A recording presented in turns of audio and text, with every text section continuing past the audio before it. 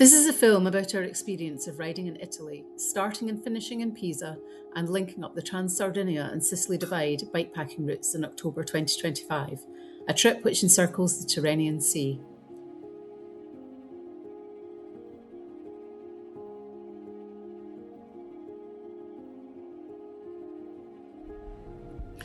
Having flown late into Pisa the night before, we felt it was only right to visit the tower and be tourists for a few hours.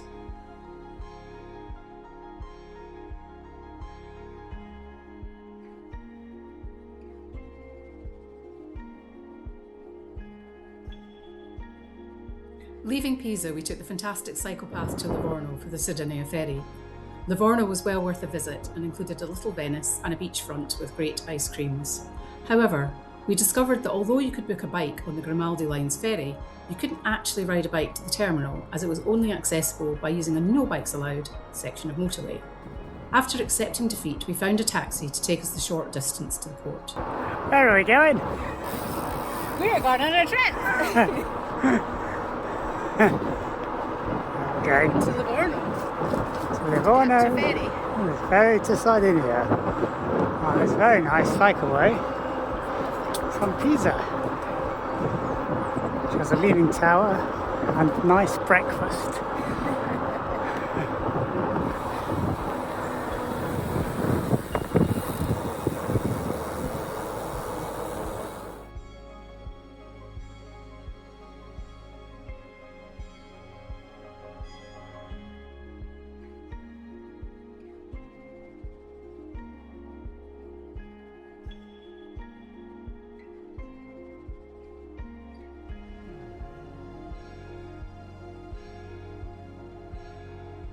Our original intention was to complete the entire off-road TranSardinia, but due to a storm in the UK, our flight was delayed by 3 days. This meant that we had to shortcut our route to enable us to make the once-a-week ferry from Sardinia to Sicily. Our first day was a long day on road to enable us to catch up with our original plans. We stayed in Orgosolo, Sui and Villasalto before arriving in Cagliari for our overnight ferry. The off-road riding that we did was stunning, and we wonder what we missed out on by having to take a shortcut to make up for our delayed flight. Maybe somewhere to come back to.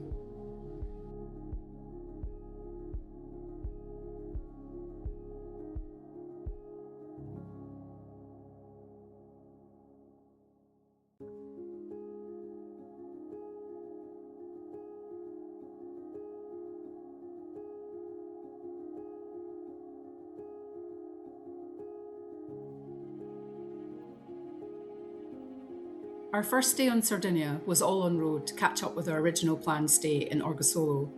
We found many quiet, near-abandoned old roads once we had left the busy port of Olbia. Orgosolo is a town filled with murals on almost every street corner. In the evening, a poor choice of restaurant resulted in us buying another meal teed up in our accommodation, which turned out to be the tastiest pasta in Sardinia.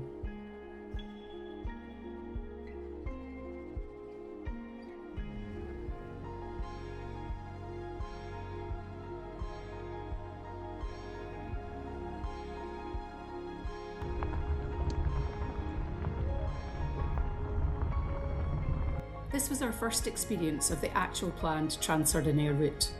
Stunning vistas and quiet mountain tracks with just the sound of cowbells and lots of free-roaming animals for company.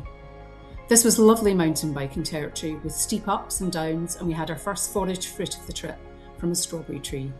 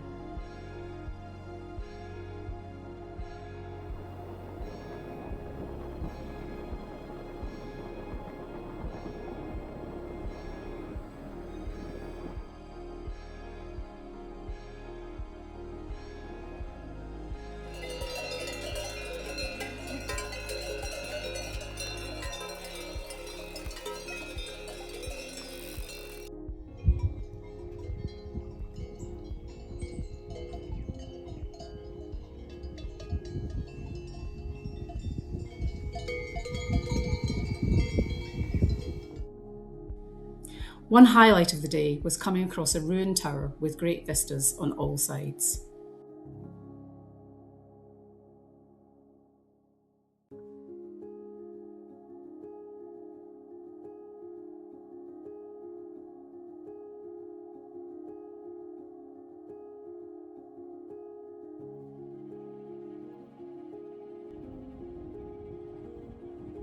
A more varied day of terrain, with some sections of track totally washed out or which just involved a little bit of hike-a-bike. Great climbs with long descents and sweeping views, and frequently spotting the next climb to come. On many descents we could see Sardinia's new road network crisscrossing the valley on stilts, which resulted in many old roads which were quiet and perfect for biking.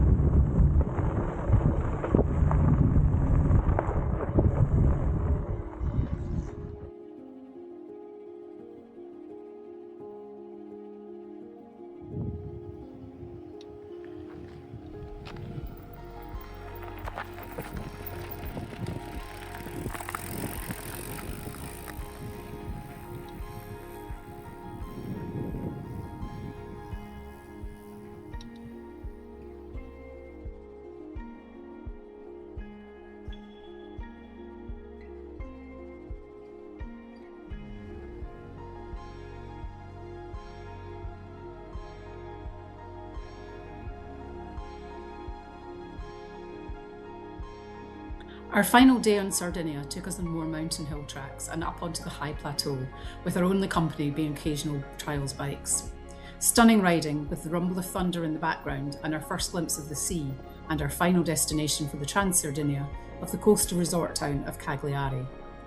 Arriving in Cagliari was our first taste of real tourism in Sardinia, with a long promenade and lots of beachfront cellars.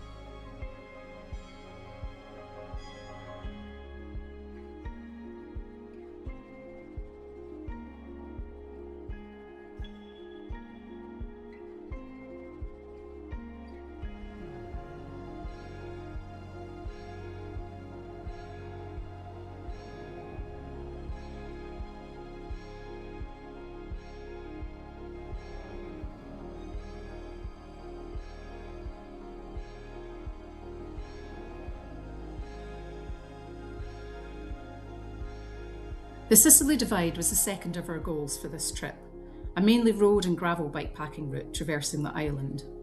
Established in 2017 with the aim of encouraging slow tourism into the interior to help the local rural economy of the communities it passes through. The route takes in quiet roads and farm tracks.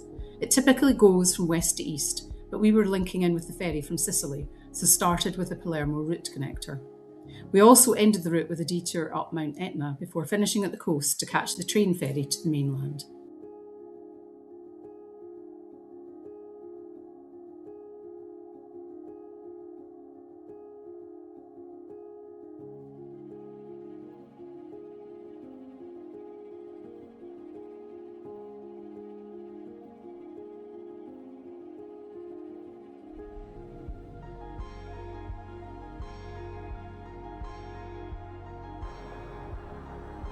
Disembarking the overnight ferry from Sardinia at 5:30 a.m. was an unexpectedly good time to arrive in Palermo. Stopping at a cafe beside the cathedral, we were surprised there was so much life so early on a Sunday morning. We were welcomed with an amazing sunrise as we ascended out of Palermo and onto quiet roads towards Gibellina.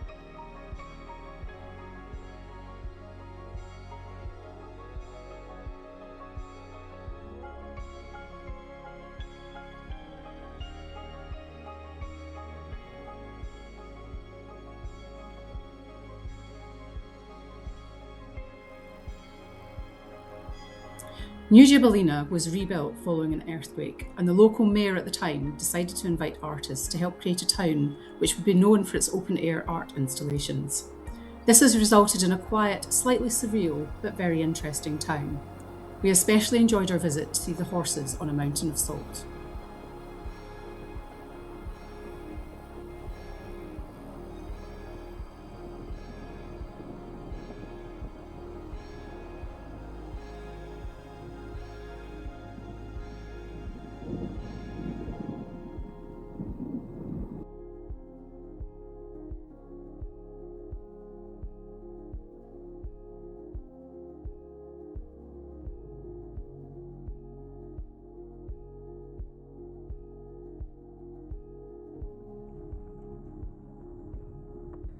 Today we joined the main Sicily Divide route, which took us on old roads and gravel tracks. Our first stop was to be at Creto de Burri. This is an art installation which has been created on top of the old town of Gibellina, which was destroyed during the 1968 earthquake.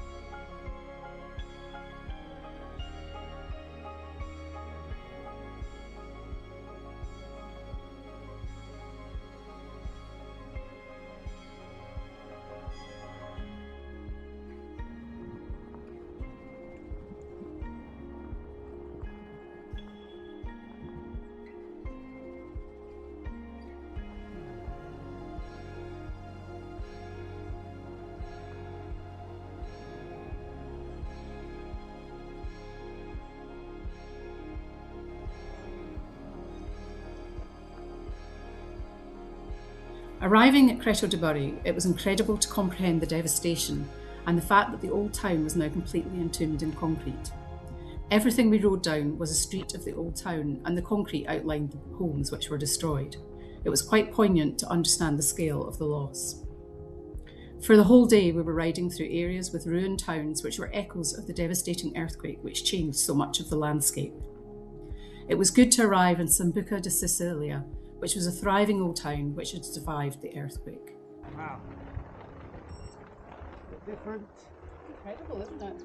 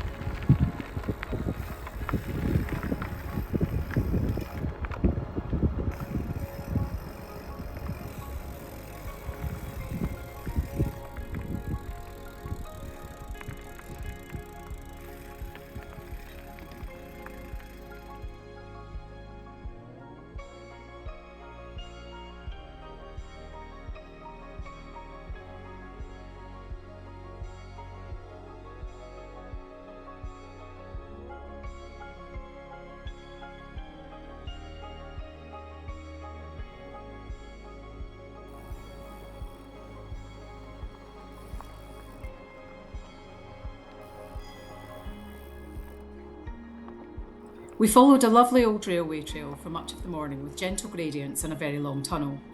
The tunnels and bridges in this landscape have mainly lasted for over 100 years. Unfortunately, one of the viaducts we would have crossed had succumbed to a flood a few years ago.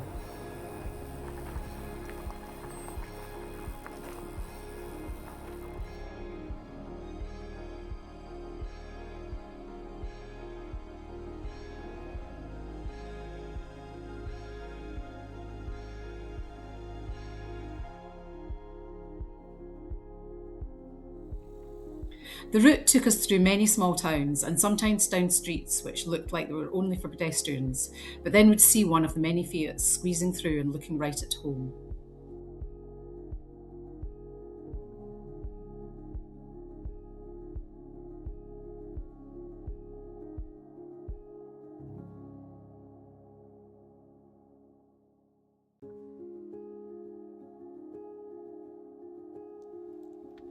More forage fruit was found on this day, our first try of a prickly pear, which we had come prepared for with a knife and protection from the spikes. Despite the look of the fruit, it turned out to be soft and very tasty inside.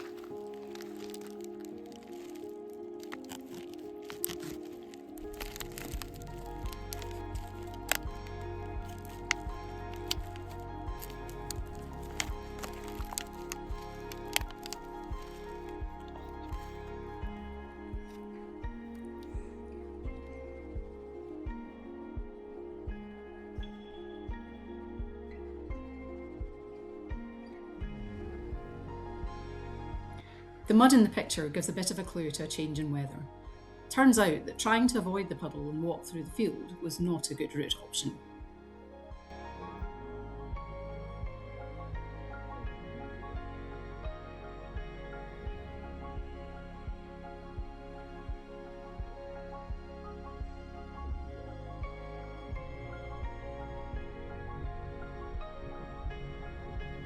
With the return back to sunny Sicilian weather, this was a relatively short day. Our route took us through another example of a new town, Borgo Cascino, but this time it was much smaller and more in keeping with a traditional village, in comparison to Gibellina earlier in the trip. Cafe.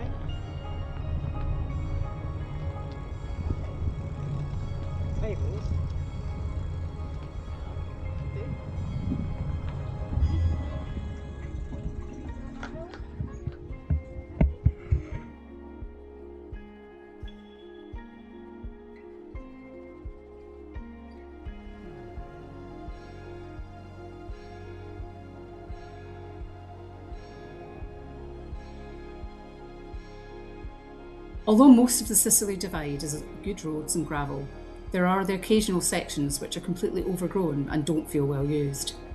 This particular one dropped us at the bottom of our final climb up to Enna. Enna is the highest provincial town in Italy, and riding up it really makes you appreciate that.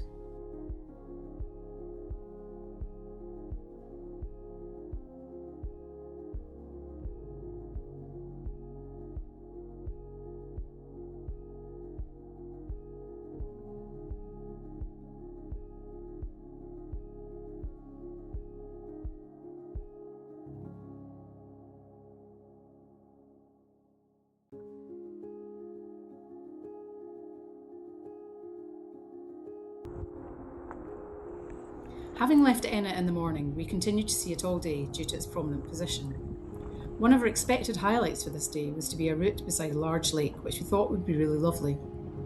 It was a surprise to discover, though, that the lake was almost non-existent as the water was incredibly low. However, it did take us along a beautiful new road through birchwoods, ending up finally beside what there was of the lake.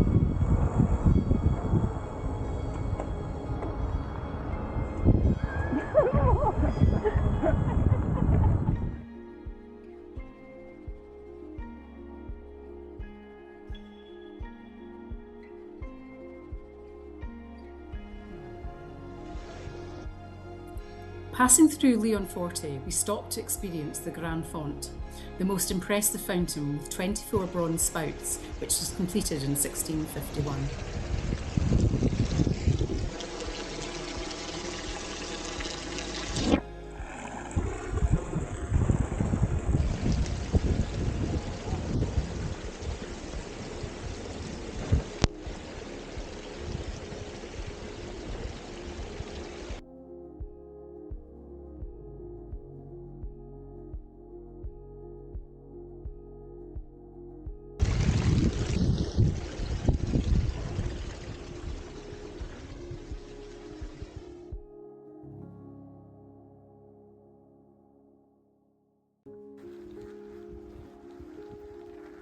Instead of continuing on the Sicily Divide route, on this day we diverted towards Mount Etna.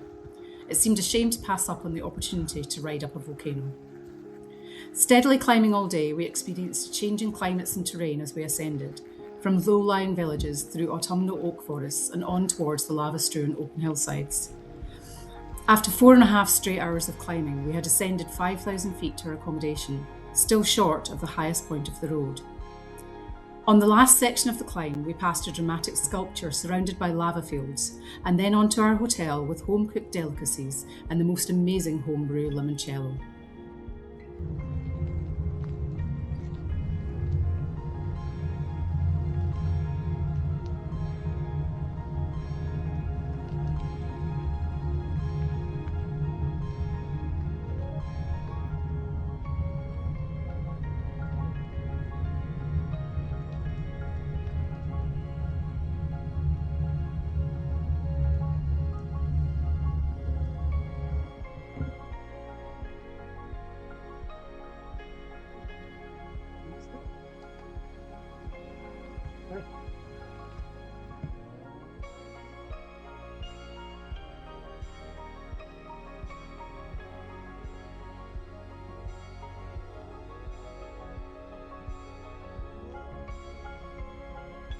A chilly start to our day to complete the final ascent of the road around Mount Etna.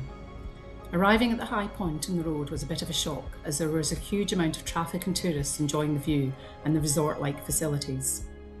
After we enjoyed the vista, we had 6,000 feet of continuous descent to do, all the way to the coast.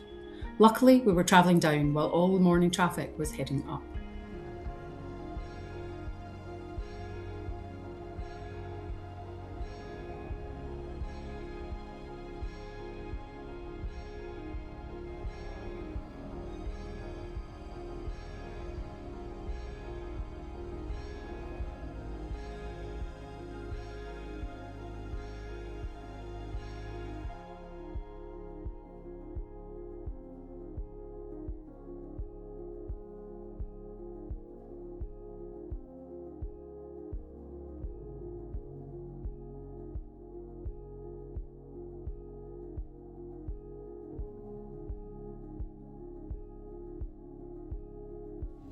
Travelling along the quieter coast road, we soon found ourselves being overtaken by what must be a Sunday car club. It was a real treat to see a rally of classic Italian cars. This road took us into Messina and the end of our version of the Sicily Divide.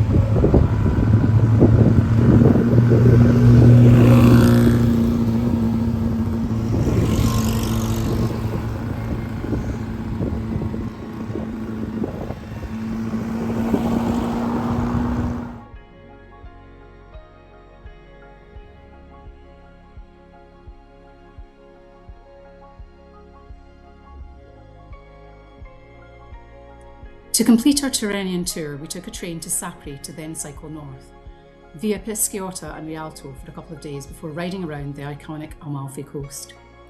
Our route then took us to Pompeii for some cultural exploration before continuing on to Naples for our train back to Pisa and the end of our trip.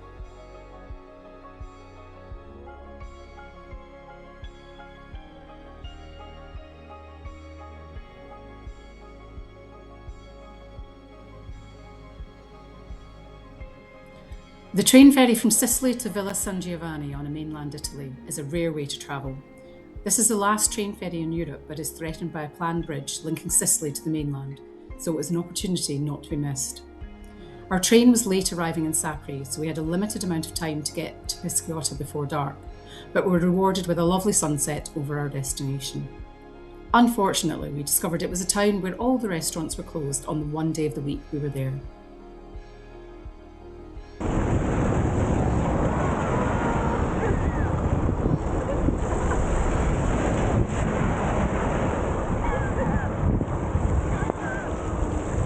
After a good start, it began raining around 11 AM and didn't stop all day.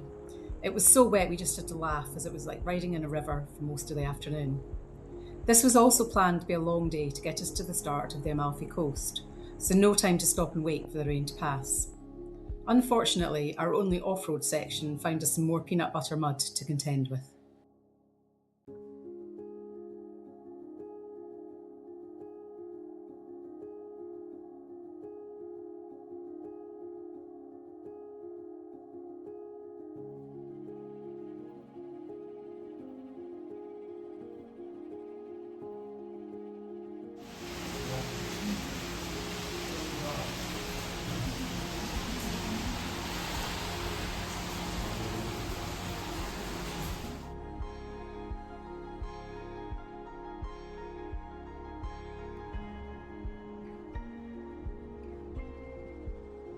The Amalfi coast is an incredible road to ride, but I definitely wouldn't want to drive it. Far too many beautiful views to distract you, and even on a bike you had to pay attention. Italian drivers have a reputation for speed, but fortunately this isn't possible on these narrow, twisty roads. There was a lot of amusement though at our breakfast cafe, as we watched while drivers ignored some traffic lights for roadworks and ended up with gridlock and lots of beeping of horns. The entire road winds between cliffs and beaches with hill villages stacked improbably along the coast. We enjoyed one bit so much we did it 3 times to retrieve a phone left at a cafe.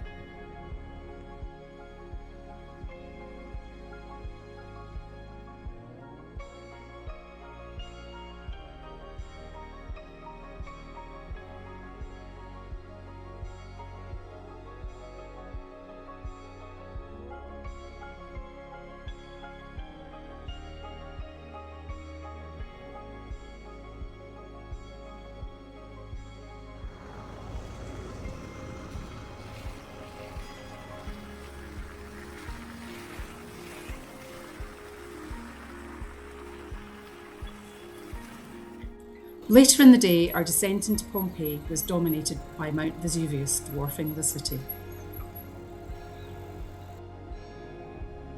Spending the morning being a tourist in Pompeii was incredible. Such a huge city, which is still being uncovered today, with amazing frescoes and cobbled streets where you can clearly see the marks of the chariot wheels worn into the stones. Riding into Naples to catch our train was quite an experience. A combination of cobbled streets and traffic made it our least favourite riding in Italy, but fortunately it was only a short distance to the train.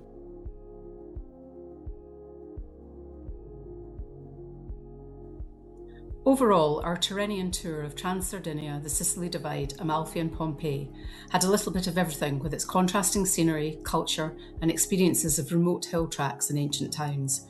It was a great way to get a feel for cycling in Italy.